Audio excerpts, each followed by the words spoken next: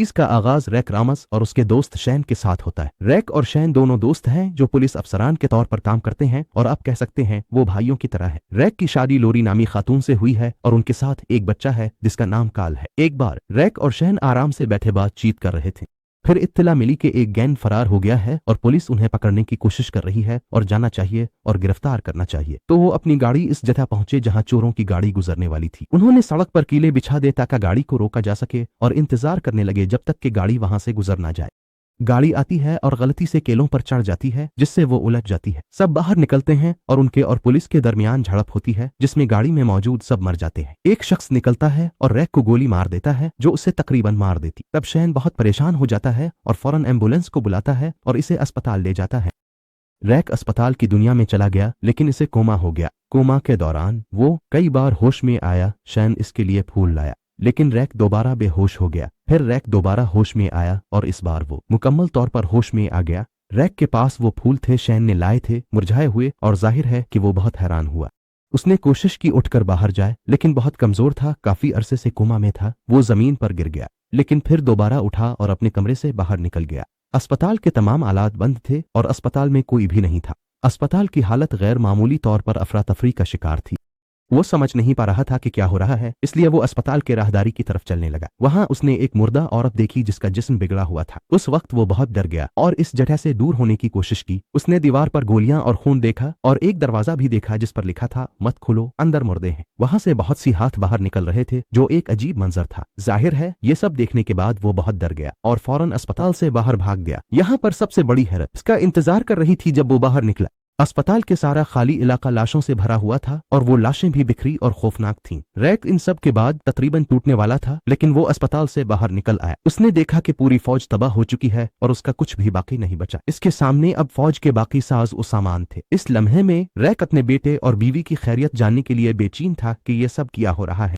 उसने एक साइकिल देखी और उसे लेकर भागने का इरादा किया लेकिन एक ज़ोंबी ने इस पर हमला करने की कोशिश की। फौरन रैक ने वो साइकिल ली और अपने घर की तरफ दौड़ लगा दी। वहां पहुंचकर इसने देखा कि घर में कोई भी नहीं था। रैक को लगा कि इसकी पूरी फैमिली मर चुकी है, जिस पर वो रोने लगा और खुद को मारने लगा ताकि अगर ये ख्वाब है तो वो जाग जाए। लेकिन बदकिस्मती से ये ख्वाब नहीं था। रैक घर से बाहर निकला और नहीं जानता था कि क्या करे, कहाँ जाए, तो वो एक तरफ बैठ गया। अचानक एक बच्चा रैक के पीछे से आया और उसके चेहरे पर मारा। फिर इस बच्चे का बाप आया। देखकर रैक का चेहरा समझा कि वो एक आम इंसान है तो उसने रैक को उठाया घर ले गया क्योंकि रैक इस जर्ब से बेहोश हो गया था। कुछ देर बाद रैक को होश आया तो मॉर्गन, जो इस बच्चे का बाप था, ने इसकी मरहम पट्टी की, इसकी पट्टी भी बदल दी। फिर मॉर्गन ने रैक को बताया इसका नाम मॉर्गन है और वो बच्चा जिसने रैक को मारा था इसका नाम डवेन है और वो मॉर्गन का बेटा है। मॉर्गन ने रैक से माजरत की, इसके बेटे ने उसे मारा। बस वो उसे ज़ोंबी में से एक समझ रहा था। रैक को समझ नहीं आ रहा तो मॉर्गन ने इसे कहा कि बैठो और आओ खाना खाएं, मैं तुम्हें सब कुछ बताऊंगा। उमरिको मॉर्गन और डवेन के साथ रात के खाने पर बैठा। सबने इससे पूछा कि तुम कौन हो और आखिरी याद किया है। तो उमरिको ने कहा कि वो एक अफसर है और आखिरी याद यह है कि उसे गोली लगी थी और वो कोमा में चला गया था जिससे वो आज सुबह ही अस्पताल में होश में आया। ये सुनकर मॉर्गन हैरान रह गया और कहा कि बहुत कुछ हुआ जब तुम कोमा में थे। मॉर्गन ने बताया कि एक वबा फैल गई है जिसने हर जगह लोगों को मुतासिर किया है। बुखार, इसकी वजह से उनका दर्जा हरारत ज्यादा हो जाता है, यहाँ तक कि वो मर जाते हैं। जब वो मर जाते हैं तो दोबारा जिंदगी में आ जाते हैं लेकिन बगैर दिमाग के, तो वो वहशी हो जाते हैं और किसी को भी मारना चाहते और खाना चाहते। फिलहाल उनके एक छोटे से काटने से आपको कम वक्त में इन जैसा बना सकता है। एक ज़ोंबी वायरस दुनिया में फैल चुका है। जाहिर है कि आपके लिए ये बात बिल्कुल नाकाबिल यकीन थी। तो उनके साथ खाना खाया। जब वो खाना खत्म कर चुके तो वो एक तरफ बैठा रहा और समझने की कोशिश की। उन्होंने सबने दरवाजे पर दस्तक की आवाज सुनी और एक अजीब सी आवाज। उस वक्त लीक और मॉर्गन दरवाजे की तरफ गए देखने गए कि रात को बाहर कौन है। वो मॉर्गन की बीवी है जो पहले मर चुकी थी और अब वो ज़ोंबी है। इस लम्हे दोयन इस पर रोने लगा और मॉर्गन ने लीक को अपनी बीवी की कहानी सुनाना शुरू की। उसने बताया कि इसकी बीवी का नाम जेमी था और एक बार वो एक काटने की वजह से जख्मी हो गई थी जिससे इसे बुखार हो गया और वो बहुत ज्यादा गर्म हो गई, यहाँ तक कि वो मर गई और ज़ोंबी बन गए। मॉर्गन को इसे मारना था लेकिन वो नहीं कर सका क्योंकि वो इस हालत में इसे मारने की हिम्मत नहीं कर सका। वो सब बातें खत्म कर रहे थे।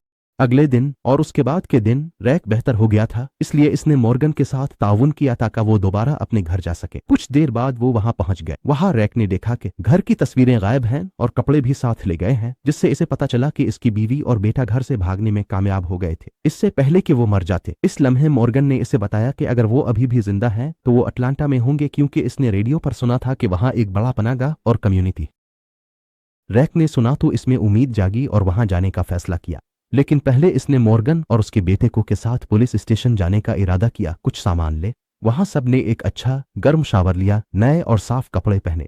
फिर रैक में उन्हें हथियार दिए और खुद भी कुछ हथियार लिए। इसके बाद इसने उन्हें कहा कि वो अटलांटा जा रहा है और वो उसके साथ चली। लेकिन मॉर्गन ने इनकार कर दिया कि वो यही रहेगा और अपने बेटे के साथ यहीं अपनी जिंदगी गुजारेगा। तो उन्होंने एक स्नाइपर दिया ताकि वो इस मुर्दा औरत को मार सके बगैर सामने खड़ा होना पड़े। ये इस वक्त उसे वाकई मार सकता है, और इसे वायरलेस भी दिया ताकि वो इससे राब्ता कर सके और कहा कि हर रोज फजर के वक्त में तुमसे बात करूंगा ताकि तुम्हारी खैरियत मालूम कर सकूं। आदमी ने बात खत्म की, मॉर्गन और डवेन को अलविदा कहा, जुदा हो गए और अपनी राह चल दिए। मॉर्गन घर आया और खुद को डवेन को बंद कर लिया। इसके बाद इसने अपने बेटे को छोड़ा और दूसरी मंजिल पर चला गया और खिड़की से बाहर देखने लगा। उसने अपनी स्नाइपर राइफल से अपनी ज़ोंबी बीवी को मारने की कोशिश की, लेकिन वो फिर भी नहीं कर सका। जबकि रैक अपने दोस्त के घर गया और अटलांटा के लिए रवाना हुआ। रास्ते में उसने अपने वायरलेस पर ऐलान किया कि वो अटलांटा जा रहा है और अगर कोई सुन रहा है तो जवाब दे। और उसे किसने सुना? हाँ, शैन, मेरे दोस्त। और उस वक्त शैन कुछ लोगों के साथ मौजूद था। इन लोगों में लोरी और कार्ल भी थे। लोरी रैक की बीवी है और कार्ल उसका बेटा। जाहिर है सबको नहीं मालूम था कि ये रैक है। बदकिस्मती वो इससे राब्ता न हुआ जबकि सिग्नल कमजोर था। लाइन कट गई। लोरी शैन से कहती है कि वो जाकर कुछ इंसानों को तलाश करे क्योंकि दुनिया के खात्मे के बाद वो यहाँ अकेले है। लेकिन शैन इसे कहता है कि ये एक बड़ा खतरा है और वो इनकार करता है। लोरी अपने खेमे में बैठ जाती है। शैन इसे मनाने जाता है, लेकिन मेरे दोस्त ने उनकी बातों से ये समझा कि बदकिस्मती से लोरी, जो कि बेवफा है, इस वक्त रैक को शैन के साथ धोखा दे रही है और यह जाहिर है कि जैसे वो मर चुका हो। दूसरी तरफ रैक की गाड़ी का पेट्रोल खत्म हो गया तो वो सड़क के किनारे एक घर से पेट्रोल लेने के लिए उतरा, लेकिन इस घर में इसे सिर्फ मुर्दा लोग ही मिले।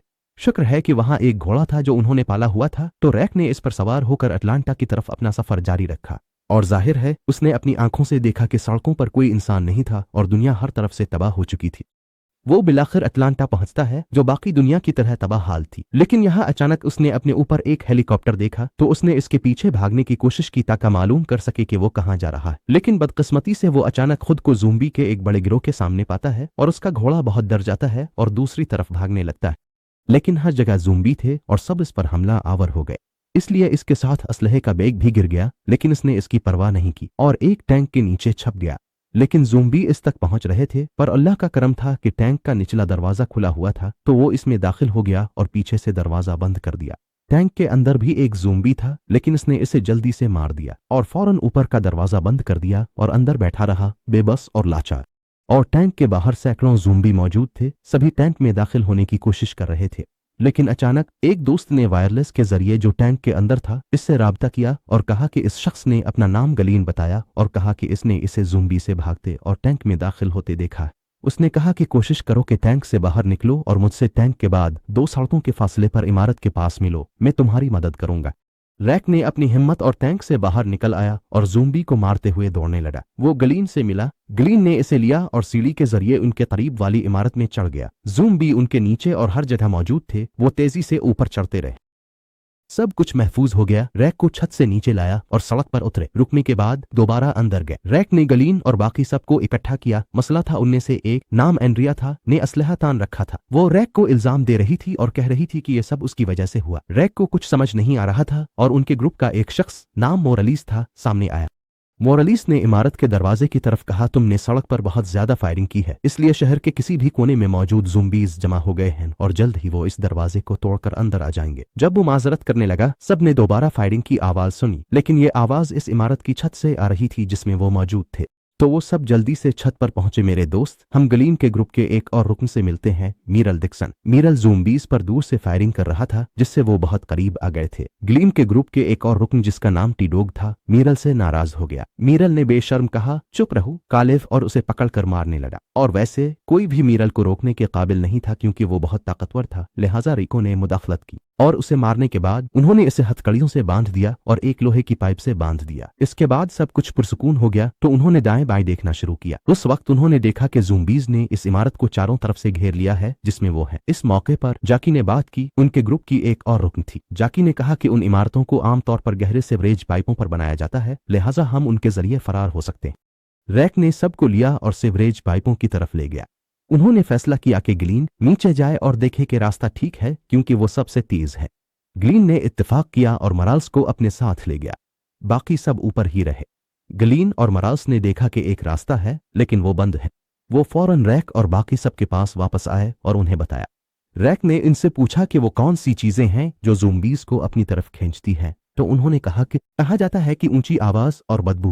रैक ने फैसला किया कि वो बदबू अपनाएगा और बाहर निकलकर रास्ता तलाश करेगा वो भाग सके। रैक ने सब लिया और बाहर निकले एक ज़ोंबी पकड़ा जो इमारत के सामने मर गया था। इसे लेकर इमारत के अंदर चले गए। रैक ने फैसला किया कि वो ज़ोंबी को टुकड़े टुकड़े करेगा और उसका खून और अंदरूनी हिस्से लेकर खुद को और गलीन को ढांपेगा, बाहर ज़ोंबियों के दरमियान चलेंगे और भागने की कोशिश करेंगे। सब ने इस पर इत्तेफाक किया।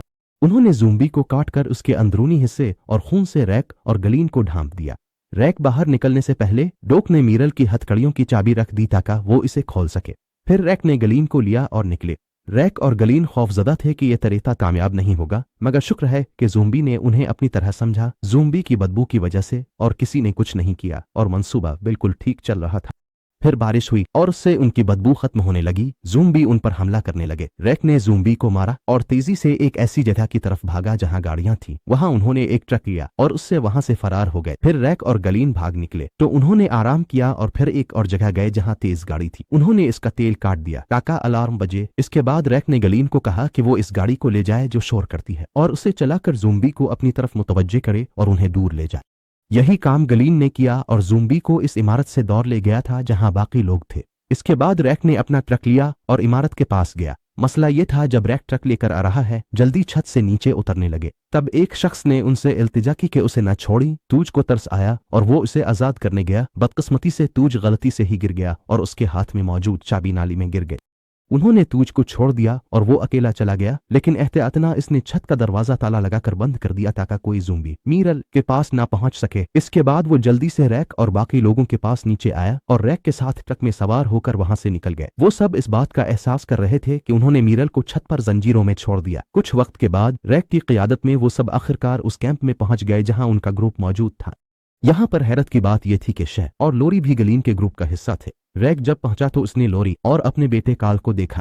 रैक ने उन्हें गले लगा लिया। वो बहुत खुश था कि वो दोबारा उनसे मिला और वो जिंदा है। लेकिन जाहिर है शैन इतना खुश नहीं था क्योंकि रैक ने इससे लोरी को ले लिया था। लेकिन हकीकत यह है कि शैन वाकई थोड़ा खुश था क्योंकि इसका दोस्त दोबारा वापस आ गया था। और वैसे सिर्फ शैन ही नहीं बल्कि एमी एंड्रिया की बहन है और मोरालिस का खानदान भी खुश था। और साथ ही डील एक बूढ़ा आदमी है और जिसका कोई खानदान नहीं है, लेकिन वो बहुत अच्छा आदमी है और इसे फुटबॉल पसंद है। खुशी के बाद रात को आग के पास खैमों में बैठकर बातचीत की और कहानी सुनाई जो उनके साथ पेश आई थी। शैन का शुक्रिया अदा किया कि गैर मौजूदगी में खानदान का ख्याल रखा। फिर बताया कि वो अस्पताल में जागा जहां अरसे से था और वहां से फरार हो गया। फिर इसने उन्हें बताया कि मारल इस इमारत की छत पर बंधा हुआ है जिसमें वो कैद थे। डील ने कहा कि मारल का भाई डेरल कल वापस आएगा और अगर उसे अपना भाई ना मिला तो वो हमारे लिए मसला खड़ा करेगा। टीडोक ने कहा कि इसने छत के दरवाजे को जंजीरों से बांध दिया था। इस तरह यकीनन मुरल जिंदा है जो वहां मौजूद है। यकीनन मुरल वहां मौजूद है। सब ने सूरत हाल को नजरअंदाज किया और सोने चले गए। रैक अपनी बीवी और बेटे काल के साथ सोया। बुरा गुस्से में था। सुबह रिको लोरी के साथ बैठा और कहने लगा वो मुर्ग को बचाने के बारे में सोच रहा है। जाहिर है लोरी मुत्तफिक नहीं थी। पहले कि वो अपनी बात मुकम्मल करती, ज़ोंबी की आवाज आई। वो उसे मारने के लिए गए क्योंकि वो ज़ोंबी एक हिरन को खा रहा था। अहम यह कि उन्होंने उसे घेर लिया और मार डाला। आखिरकार डीरूल डिक्सन नमूदार हुआ और वो बहुत नाराज था कि ज़ोंबी ने इसका हिरन खा लिया था। ये वही हिरन था जिसका वो शिकार कर रहा था। बहरहाल उसने सूरत हाल को नजरअंदाज किया और अंदर चला गया। रैक और शैन ने इसे रोका और बताया कि भाई के साथ क्या हुआ। रैक को उसे छत पर बांधना पड़ा, शायद अभी भी वहां जिंदा हो। डीरूल गुस्से में आया और उनके साथ झगड़ने लगा, लेकिन शैन और रैक ने इसे काबू में कर लिया और उसे पुरसुकून किया। रैक ने बताया कि टी डोग ने छत का दरवाजा बंद कर दिया था, इसलिए भाई के जिंदा होने का इम्कान है। रैक ने कहा कि वो छत तक जाएगा और वहां से इसके भाई को आजाद कराएगा ताकि जो कुछ हुआ इसका अजाला हो सके। क्योंकि रैक ने यह फैसला किया तो वो परेशान हुआ क्योंकि वो अपनी जिंदगी को खतरे में डाल रहा था। वहां कचरा ज्यादा है। रैक ने कहा यही नहीं, वहां एक बड़ी हथियारों की बेट भी है जो मैं अपने साथ लाया था। वो सड़क पर पड़ी हुई है, किसी ने नहीं उठाया। मैं वापस लाऊंगा ताकि हम यहाँ ज़ोंबी से अपनी हिफाजत कर सकें। क्योंकि वो जानता था कि उन्हें इन हथियारों की जरूरत है, लिहाजा उसने इत्तेफाक किया। फिर रैक ने लोरी को अलविदा कहा और इसे तसल्ली दी। अपने बेटे को अलविदा कहा और गलीन, टी डोग और डेरल को लेकर रवाना हो गया ताकि वो उन्हें ले आए। जब सब चले गए, शीना ने काल को लिया और वो दोनों झेल के खेलने लगे। जब लोरी ने देखा कि शैन इसके बेटे के साथ है तो वो इसके पास गई, अपने बेटे को इससे दूर किया और शैन से कहा कि वो दोबारा ना तो उसके करीब आए। लोरी अब शैन के साथ इस तरह बर्ताव कर रही है दो वजूहात की बना पर। पहली ये कि जब रैक अस्पताल में था और अफवाह फैल गई थी, शैन लोरी के पास गया और इसे बताया कि रैक मर चुका है, इसलिए वो इसके साथ जाने और शहर से भागने पर राजी हो गए। दूसरी वजह यह है कि अब रैक उसके पास वापस आ गया है और उसीलिए वो नहीं चाहती कि रैक को यह महसूस हो कि इसके और शैन के दरमियान कुछ भी हुआ था।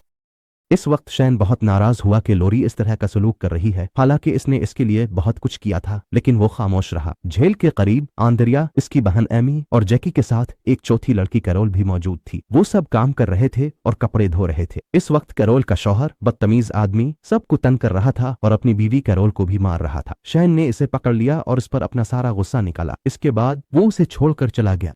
विको और उसके साथी इस सड़क पर इमारत आते हैं, गाड़ी को एक तरफ रोक देते हैं और पैदल चलना शुरू करते हैं। उनका मंसूबा होता है कि मीरल को लाएं, सड़क पर पड़े हथियारों को उठाएं और ग्रुप के साथ वापस आएं। वो इस इमारत में दाखिल होते हैं जहां मीरल छत पर कैद है और कुछ ज़ोंबी भी हैं, उन्हें मार देते हैं। छत पर जंजीर काट देते हैं जो दरवाजा बंद कर रही थी। डिरोन को मीरल नहीं मिलता, कटा हाथ और आरी मिलती है। वो समझ जाता है कि मीरल ने अपना हाथ काट लिया, हाथ यहां से भाग गया और इस वजह से वो अपने भाई के लिए बहुत गमगीन है।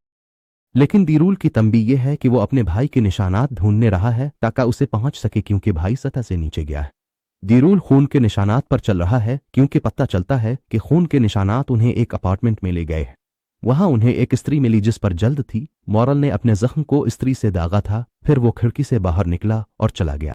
इस वक्त दीरूल अपने भाई की तलाश जारी रखना चाहता था, लेकिन रैक ने कहा नहीं, हम तुम्हारे साथ जाएंगे, लेकिन पहले हमें हथियारों का बैग लाना होगा। तो सब ने मिलकर मंसूबा बनाया बैग कैसे लाया जा सकता है। फैसला किया गया वो खुद जाकर लाएगा क्योंकि वो तेज है। दीरूल अपने तीर कमान से इसकी हिफाजत करेगा। ऐसा ही हुआ। दीरूल और गलीन निकले और दीरूल इंतजार करता रहा जबकि गलीन ज़ोंबियों के दरमियान दौड़ता रहा यहां तक कि इसने बैग हासिल कर लिया। जबकि वो वापस आ रहा था, दीरूल के पास एक नौजवान आया और उसने अपने भाई मॉरल के बारे में पूछा, लेकिन वो नौजवान बहुत डर गया और अपनी जमात की तरफ भाग गया। जब वो वाकई पहुंचे तो उन्होंने दीरूल पर हमला किया, लेकिन गलीन आ गया तो उन्होंने गलीन पर तवज्जो मरकूज की। दीरूल लड़ने के लिए उठ ही रहा था कि उनकी गाड़ी आई, उन्होंने गलीन को बिठाया और भाग गए और दीरूल गलीन को नहीं बचा सका, लेकिन इसने नौजवान को पकड़ लिया। मरियक और डी डोग पहुंचे, लेकिन देर हो चुकी थी। उन्होंने दीरूल, नौजवान और हथियारों के बैग को भी ले लिया। फिर उन्होंने नौजवान से पूछगुछ शुरू की। नौजवान गलीन के बारे में, अपनी जमात के मकाम के बारे में बताने को तैयार नहीं था, लेकिन दीरूल ने इसे डरा धमका कर एतराफ करवा लिया। उन्होंने सबको वहां ले जाया और टी डोग को दूर निशानाबाज बना दिया ताकि वो जगह की हिफाजत कर सके। जमात का लीडर जीरामी बाहर आया। रैक ने जीरामी से कहा कि गलीन चाहिए जो अगवा हुआ। जीरामी ने कहा कि गलीन अगवा नहीं था, बल्कि हथियार चाहिए थे जो सड़क पर थे। अगर हथियारों का बैग दो, गलीन वापस देंगे। इसके बाद रैक ने छोड़ दिया और अंदर गया। रैक, डेरू और नौजवान वापस आकर टी डोग को सूरत हाल बताई। सब हथियार देने से डरते थे, मगर रैक ने कहा कि मैं गलीन का अपनी जान से मकरूज हूं, इसलिए मैं जाऊंगा, तुम्हें आने की जरूरत नहीं। मगर डेरू और टी डोग ने रैक को अकेला छोड़ने से इनकार कर दिया और उसके साथ चले गए। उन्होंने एरिक और सबको मार डाला जब उनके साथ नौजवान और बहुत से हथियार थे। वो जीरामी के पास गए और इस पर हथियार तान लिया। जीरामी और उसके दूसरे लोगों ने भी उन पर हथियार तान लिया। एक कत्ल आम बन रहा था कि एक मेहरबान दादी दरमियान में आ गई और अपने पोते से, जो जीरामी के लोगों में से एक था, कहने लगी कि जाओ और अपने दादा के लिए दमे का स्प्रे ले आओ क्योंकि वो मर रहा है। इस लम्हे रैक को एहसास हुआ कि जीरामी किसी दूसरे मकसद के लिए मौजूद हैं और वो लोग भी अच्छे लग रहे हैं। तो रैक ने थोड़ी देर के बाद इस मेहरबान दादी के साथ अंदर जाने का फैसला किया ताकि देख सके कि ये जगह असल में क्या है। रैक ने देखा कि यह जगह एक बड़ा अस्पताल है और उसने अपने अर्द गिर्द बूढ़े लोगों को देखा जिनकी देखभाल की जा रही थी। गलीन का ख्याल रखा जा रहा था और उसके साथ अच्छा सलूक किया जा रहा था और सब लोग अच्छे थे। यहाँ रैक को पता चला कि ये अच्छे हैं। रैक ने जीरामी पर कहा कि मैं यहाँ आया था कि तुम में से हर एक को मार डालूं कि तुमने मुझे इस जगह के बारे में नहीं बताया। जीरामी ने इसे समझाया कि वो इसलिए नहीं बताते क्योंकि बहुत से लोग आते हैं और हमें लौटने की कोशिश करते हैं। हम यहाँ इन बूढ़ों की हिफाजत के लिए हैं जिन्हें हुकूमत ने छोड़ दिया दुनिया के खात्मे पर। इन बूढ़ों की हिफाजत करें और उनकी जरूरियात पूरी करें। इस लम्हे में सबको रैक पर तरस आया था, तो उसने कहा कि वो गलीन को ले जाएगा और लड़के को देगा और वो अपने आधे हथियार देगा क्योंकि रैक के पास भी एक ग्रुप है जिसे हिफाजत करनी है। जीरामी ने इत्तेफाक कर लिया और हर कोई अपनी राह पर चला गया। रैक और सब ने सोचा कि वो गाड़ी लेकर मीरल को ढूंढने निकलेंगे, लेकिन जब वो गाड़ी लेने गए तो वो गायब थी। एहसास हुआ कि मीरल ने ही गाड़ी ली है और अब वो कैंप की तरफ वापस जा रहा है ताकि सबसे बदला ले सके। सब इस ख्याल से बहुत खौफजदा हो गए। उन्होंने सबको इकट्ठा किया और फौरन कैंप की तरफ दौड़ पड़े। कैंप में दो चीजें थीं और सब लोग तरीके से बैठे खाना खा रहे थे, वो खुश भी थे। लेकिन अचानक एक ज़ोंबी कचरे के डब्बे के पास अंदर आया और कैरोल के शौहर को खत्म कर दिया। इसके बाद मेरी माँ के पास एक ज़ोंबी आया और उसे काटने लगा। यहाँ से कैंप में ज़ोंबियों का एक बड़ा झुंड भर गया जो सबको मारने लगा और एक बड़ी अफरा तफरी मच गई। अब सब ने अपने हथियार पकड़ लिए थे और ज़ोंबियों से लड़ने लगे थे। रुक पहुंच गया और सबके पास हथियार थे। उन्होंने यहाँ मौजूद तमाम ज़ोंबियों को खत्म कर दिया। मेरी दोस्त एंड्रिया इस वक्त अपनी बहन के लिए गम से मर रही थी जो उसके सामने मर रही थी और वो उसकी बिल्कुल भी मदद नहीं कर पा रही थी। एमी अपनी बहन के सामने मर रही थी। अगले दिन रुक चला गया और वायरलेस से मॉर्गन से बात करने लगा। मॉर्गन वो शख्स है जिससे रुक ने कोमा से जागने के बाद मुलाकात की थी। रुक ने इसे बताया कि मैंने अपनी फैमिली को ढूंढ लिया है और इसे मौजूदा जगह पता चल गया। उसने मॉर्गन को अटलांटा जाने से खबरदार किया और कहा कि वो किसी महफूज जगह पर आ जाए। रुक ने कॉल खत्म करके वापस आया तो एंड्रिया अभी भी वैसी ही थी। वो अपनी बहन की लाश के साथ थी और यह कबूल नहीं कर पा रही थी कि वो मर चुकी है। डैरल और बाकी लोग यकीन कर रहे थे कि यहाँ मौजूद तमाम लाशें वाकई मर चुकी हैं और उन्हें जला देते। इस दौरान एमी ज़ोंबी बनकर जाग गई क्योंकि वो काटी गई थी जैसा कि हमने कहा था। इसकी बहन रोती रही और आखिरकार उसने इसे खत्म कर दिया और दफन कर दिया। इस दौरान जन्म भी सामने आया, वो भी काटा गया था और छुपा हुआ था। सब बहुत डर गए थे और इससे छुटकारा पाना चाहते थे। अब रैक, शैन और सब लोग बैठकर ये सोच रहे थे कि अब क्या करें। रैक ने इनको मशवरा दिया कि वो वबाई अमराज के मरकज़ जाएं क्योंकि रैक का ख्याल था कि अगर कोई जगह है जहां लोग अभी भी इलाज की तलाश में हैं तो वो वहीं होगी। लेकिन शैन बिल्कुल भी मुत्तफिक नहीं था और चाहता था कि वो लोग फोर्ट बीनन की फौजी छौनी जाएं क्योंकि इसने सुना था कि वो अभी भी कायम है। मोमालदी-रूल सबको रोक देता है और जैन को खत्म करने वाला होता है, लेकिन रैक और शैन उसे रोक लेते हैं और जैन को डील की तक के अंदर ले जाते हैं। शैन रैक को जंगल के बीच में एक तरफ ले जाता है ताकि वो अकेले में बात कर सके। शैन ने रैक से कहा कि तुम्हें अपनी फैमिली के बारे में सोचना चाहिए, इस जगह न जाओ जहां तुम हमें ले जाना चाहते हो। रैक ने जवाब दिया कि ये मेरी फैमिली है, तुम्हारी नहीं, मैं उनका ख्याल रखूंगा। शैन इस बात से नाराज हुआ। अचानक वो जंगल में हर आवाज सुनते हैं और कुछ देखते हैं। लेकिन यहाँ सबक यह है कि जैसे ही रैक शैन से दूर हुआ ताकि वो अपना हथियार उठा सके, इसके दिल में ख्वाहिश थी कि वो रैक को खत्म कर दे और लोरी के पास चला जाए, लेकिन इसने खुद को रोका। फिर डील वहां आ गया और उसे देख लिया तो शैन ने अपना हथियार नीचे कर लिया। इसके बाद रैक ने माफी मांगी और सब कैंप में वापस आ गए। वहां शैन ने कहा कि हम सब रैक के साथ सीडीसी जाएंगे, शायद वहां हमें कोई इलाज मिल जाए और हम सब की मदद कर सकें। उस सब ने इत्तेफाक किया और दिन खत्म हुआ। अगले दिन रैक वायरलेस लेता है, मॉर्गन से राब्ता करता है और बताता है कि वो सीडीसी जा रहे हैं। फिर वायरलेस बंद कर देता है और सबके पास वापस आता है। लेकिन उन्हें अफसोस, मोरलिस अपनी फैमिली को लेकर अपने रिश्तेदारों को ढूंढने जा रहा है, वो उनके पास रह सके। उसने रैक को खुदा हाफिज कहा और उसे एक हथियार दिया। खुदा हाफिज कहा, गाड़ियों में सवार हुए और राह पर चल पड़े और मोरलिस गायब हो गया।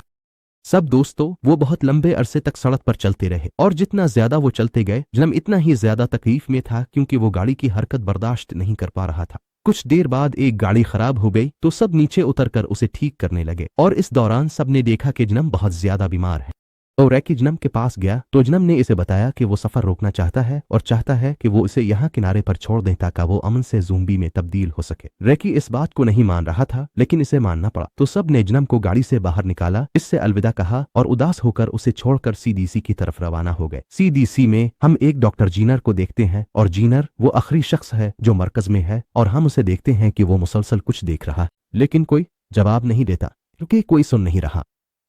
तो उन पैगामात में जीनर ने कहा कि वो 60 दिन से अकेला है और कुछ नया नहीं पाया और मायूस हो रहा है। जीनर ने ब्रॉडकास्ट बंद कर दिया और अपना काम जारी रखने के लिए बाहर निकल गया। जीनर अपनी आखिरी ज़ोंबी नमूना पर तजुर्बात कर रहा था। हादसाती तौर पर इस पर एक तेजाब गिरा और उसका कुछ हिस्सा उसके सूट के साथ तामुल कर गया, जिसकी वजह से इसका हाथ जल्दी से खराब हो गया। लेबोरेटरी का खुदकार सफाई अमल शुरू हो गया और उसमें मौजूद सब कुछ फट गया। मित जताया, जीनर अब अपनी आखिरी नमूना के नुकसान की वजह से बहुत मायूस और गमगीन है।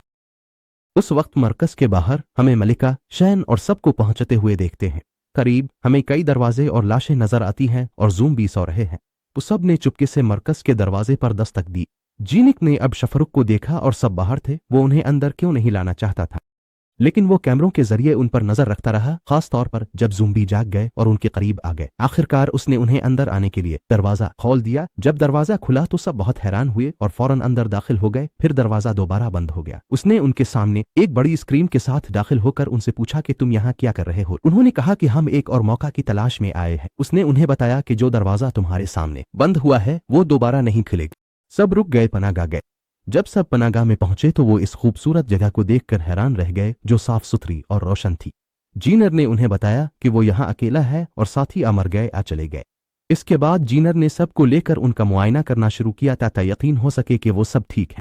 ये जान ले कि उन्हें मुद्दत से खाना नहीं मिला था, तो जीनर उन्हें बावर्ची खाने ले गया और उनके लिए एक दावत तैयार की। सब खुश थे सिवाय शैन के, क्योंकि इसने डॉक्टर से पूछा कि जब आप अकेले यहाँ थे तो आपने क्या हासिल किया।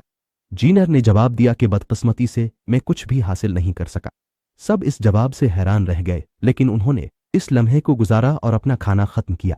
तो जीनर ने उन्हें ले जाकर उन्हें गुस्ल खाने और हम्माम दिखाए ताकि वो नहा सके। सब ने जाकर शावर लिया और वो भी बहुत खुश थे सिवाय शैन के, जो अब तक लोरी के बारे में उदास था और मुसलसल शराब पी रहा था। जब सब नहाकर फारिग हुए तो वो सोने चले गए। उस वक्त शैन लोरी के पास गया, दरवाजा बंद कर दिया और इससे एक अहम बात कही। शैन ने कहा, तुम मुझे इल्जाम देती हो कि मैंने तुम्हें बताया कि रैक मर चुका है, लेकिन हकीकत ये है कि जब दुनिया का खात्मा हुआ तो मैं रैक को बचाने के लिए अस्पताल गया, लेकिन फौज ने कब्जा कर लिया था और वो मरीजों को मार रहे थे। मैंने रैक को मशीनों से हटाया, लेकिन मुझे डर था कि अगर मैंने इसे मशीनों से हटा दिया तो वो मर जाएगा। अचानक धमाका हुआ और रैक की तमाम मशीनें बंद हो गईं और मैं गोलियों की ज्यादा आवाज की वजह से इसके दिल की धड़कन नहीं सुन सका, तो मैंने सोचा कि वो मर चुका है। मैंने कमरे का दरवाजा बंद कर दिया और उसके सामने एक बेड रखा ताकि जगह महफूज रहे।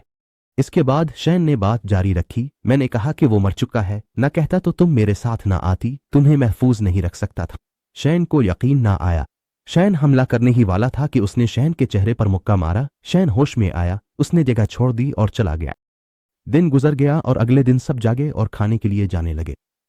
जब जीनर उनके साथ खाने में शामिल हुआ तो उसने देखा कि अब सब इससे जवाबात चाहते हैं और सिर्फ खाने के लिए नहीं आए। तो जीनर ने उन्हें लेकर इस जगह के बड़े हॉल में गया और वहां इसने स्क्रीन ऑन की और कहा कि मैं तुम्हें अभी एक वीडियो दिखाऊंगा जो इंसानी दिमाग की वजाहत करेगी। जीनर ने कहा कि इंसानी दिमाग इशारों का मजमुआ है। ये इशारे यादें और इंसान की पूरी जिंदगी है, लेकिन जब इंसान को काटा जाता है तो दिमाग का एक हिस्सा खराब होना शुरू होता है और पूरा दिमाग मरने लगता है और आखिरकार इंसान मर जाता है। अजीब बात यह है कि कुछ वक्त के बाद, जो हर इंसान के लिए मुख्तलिफ होता है, दिमाग का एक छोटा हिस्सा जागना शुरू करता है जो सिर्फ हरकत के लिए जिम्मेदार होता है और एक और हिस्सा एहसास के लिए। इसके बाद इंसान ज़ोंबी में तब्दील हो जाता है जिसे सिर्फ जिबिलत हरकत देती है, इससे ज्यादा कुछ नहीं।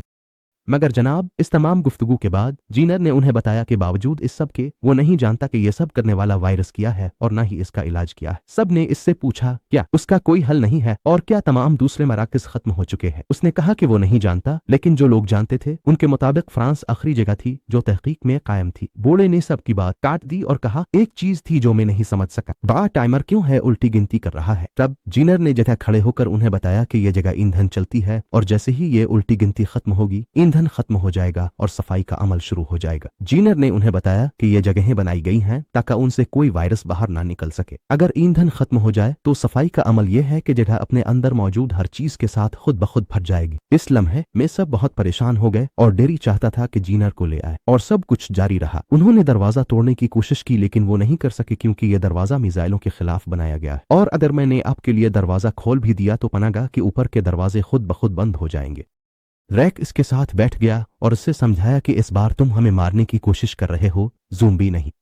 हमें खुद कोशिश करने दो, शायद हमारी किस्मत अलग हो। जिनर ने इत्तेफाक किया और दरवाजा खोल दिया। सब ने एक दूसरे को पकड़ा और निकले। जाने से पहले जिनर ने रैक को खतरनाक राज बताया। रैक ने राज सुना और सदमा खा गया। बहरहाल उसने सबको लिया और निकलने लगा। जैकी और एंड्रिया ने साथ न जाने का फैसला किया। उन्हें कायल करने की कोशिश की, मगर खामोश रहे। डील ने उन्हें जाने को कहा। वो एंड्रिया के पास बैठा है, ताकि वो इसके साथ निकले और यहाँ से भाग जाए, या फिर उसके साथ मर जाए, क्योंकि इसने उसे अपनी बेटी की तरह मोहब्बत की। उस वक्त रैक पनागा से निकले, दरवाजा बंद और खिड़कियां बुलेट प्रूफ थीं। उस वक्त कैरो ने बम निकाला और रैक से कहा कि तुम उसे पहले दिन कैंप में लाए थे। तो रैक ने वो बम लिया और उसे शीशे के पास फेंक दिया। शीशा टूट गया। सब जल्दी बाहर निकले, रैक भी। एंड्रिया भी कायल हो गई और अब वो और डील मरकज से बाहर निकल आए, लेकिन उनके निकलते ही जगह मुकम्मल तौर पर फट गई क्योंकि उल्टी गिनती खत्म हो चुकी थी और अब जैकी और जीनर मरकज के साथ ही मर गए, जबकि डील और एंड्रिया को कुछ नहीं हुआ क्योंकि वो धमाके से पहले छप गए थे। उन्होंने एक दूसरे को थामा और भागे। हैरत के साथ सब ने एक दूसरे को थामा और निकल गए। वो कहा जा रहे हैं हमें नहीं मालूम, लेकिन यह यकीनी है कि वो इस वक्त तक चुप नहीं रहेंगे जब तक कि उन्हें दुनिया के इख्तिताम पर रहने के लिए एक मुनासिब जगह न मिल जाए, और ये हम अगले सीजन में देखेंगे। जाहिर है अब तुम मेरे दोस्त जानना चाहते हो कि डॉक्टर ने रुक को क्या राज बताया। ठीक है, उसने तुम्हें ये राज बताया मेरे दोस्त, लेकिन वीडियो के नीचे कमेंट्स में, क्योंकि ये एक बहुत ही खतरनाक राज है। बहरहाल अगली किस्त में मिलते हैं। सलाम।